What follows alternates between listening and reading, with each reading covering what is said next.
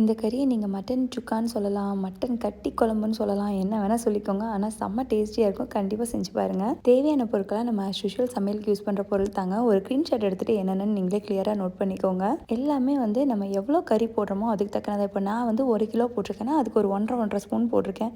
நீங்கள் எவ்வளோ கறி போடுறீங்களோ அதுக்கு தக்கன யூஸ் பண்ணிக்கோங்க. கொஞ்சம் கம்மியாக ஒரு நல்ல இந்த மாதிரி இரும்பு சட்டியில் நிறைய நல்லெண்ணெய் ஊற்றி அதில் வந்து தக்காளி, வெங்காயம் எல்லாத்தையுமே போட்டு நல்லா வதக்குன்னு வதக்குங்க.